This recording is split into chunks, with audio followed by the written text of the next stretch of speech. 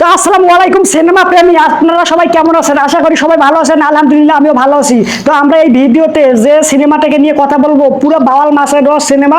এই সিনেমাটার নাম হচ্ছে পুষ্পা। এই পুষ্পা এর আগে আমরা দেখেছিলাম 1, এখন রিলিজ হতে যাচ্ছে 2। তো এই যে পুষ্পা 2 যে রিলিজ হচ্ছে, এই পুষ্পা 2-র নাম হচ্ছে পুষ্পা দা রুল। এর আগে রিলিজ হয়েছিল পুষ্পা 1, এটি ছিল পুষ্পা দা রাইস। তো পুষ্পা দা রাইস তো পুরো বাওয়াল মাথায় দিয়েছিল, আপনারা সবাই দেখেছেন, আমরা সবাই অনেক মজা করেছি। জোকিঙ্গা নাই শালা, এই ডায়লগটা তো অনেক ফেমাস, এখনো পুরা সবাই আমরা জানি এই বিষয়ে। তো আমি এই বিষয়ে কিছু কথা বলবো না। তো পুষ্পা দা রুল যে রিলিজ হবে 2, এটা হচ্ছে টেজার ট্রেইলারে রিলিজ হয়েছে, পুরা বাওয়াল মাসা দেওয়া ট্রেইলার। এর আগে 3 মিনিটের একটা টেজার রিলিজ করা হয়েছিল অনেক সময় নিয়ে। তো কিছুদিন আগে আর একটা টেজার রিলিজ করা হয়েছে জাস্ট 1 মিনিটের, এটা নিয়ে আমরা রিভিউ দিয়েছি, আপনারা সমস্ত তথ্য ওই ভিডিওটা দেখতে পারবেন। তো এই দুটোই ছিল পুরো বাওয়াল মাসে দেওয়া, সবটাই 3 মিনিটের থেকে যে 1 মিনিটেরটা পরে ড্রপ করা হয়েছে, ওই 3 মিনিটের থেকে 1 মিনিটেরটা অনেক বেশি ভালো লেগেছিল আমাদের কাছে। আপনাদের কাছে কেমন লেগেছিল অবশ্যই কমেন্ট করে জানাবেন।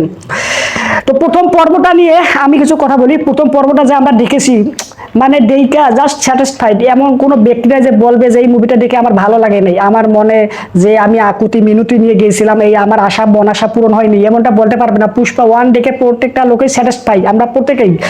এই মুভিটা যেরকম তা আমরা ভেবেছিলাম তার থেকে অনেকটা ভালো ছিল। তো পুষ্পা 2 এর গান রিলিজ হয়েছিল এখন পর্যন্ত একটা টাইটেল ট্র্যাক। তো এই গানটা পুরা ইউটিউবে ট্রেন্ডিং 1-এ রয়েছে, পুষ্পা পুষ্পা পুষ্পা, সবার মুখে মুখেই শুধু একটা কথা। এরপরে হচ্ছে এই মুভির রিলিজ ডেট। এই মুভির রিলিজ ডেটটা অনেক জল্পনা কল্পনা ছিল যে এই মুভিটা হয়তোবা এই 2024 সালে রিলিজ হবে না, এটা সব বিভিন্ন রিপোর্টে আমরা দেখতেছিলাম, বিভিন্ন সংবাদ মাধ্যমে, যে এই মুভি নিয়ে অনেক সমস্যা হচ্ছে, শুটিং ডেট শুধু পিছাচ্ছে। এই মুভির প্রথম দিকে 15 আগস্টে রিলিজ দেওয়ার ডেট থাকলেও এই সমস্যাগুলোর কারণে হয়তো বা পিছাবে, রিলিজ হবে না 15 আগস্টে, এরকমটা ধারণা করা হয়েছিল। কিন্তু না, আমরা এখন দেখতেছি যে এই মুভিটা 15 আগস্ট রিলিজ হবে বাধ্যতামূলক। এর জন্য বিভিন্নভাবে গুরুতরভাবে কাজ করা শুরু করে দিয়েছে এই মুভির মেকাররা।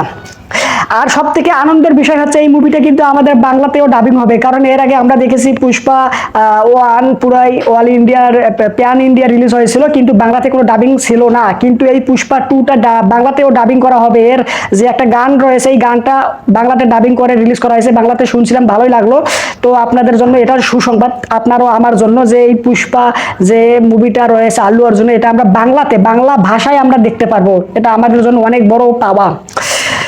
তো পুষ্পা দা রুল এই মুভির গল্প সম্পর্কে এখন পর্যন্ত কোনো প্রকার ধারণা পাওয়া যায়নি।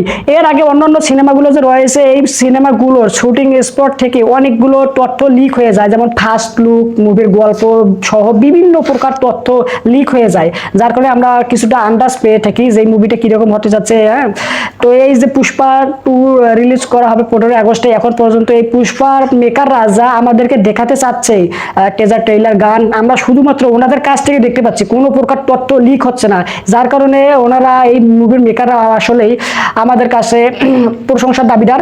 আসলে এই যে লিক যে করে আপনাদের কাছে মনে হতে পারে যে লিক হচ্ছে, আমরা জানতে পারতেছি, এটা অনেকটা ভালো, কিন্তু না ভাই, এটা লিক হওয়ার কারণে অনেকটা সমস্যা হয়ে যায়, যার কারণে আমি মনে করেন যে মুভির গল্প যদি আপনি আগে থেকে জেনে যান তাহলে তো মজা পাবেন না মুভিতে দেখার সবাই, কারণ সবকিছু আপনার আগে থেকে জানা।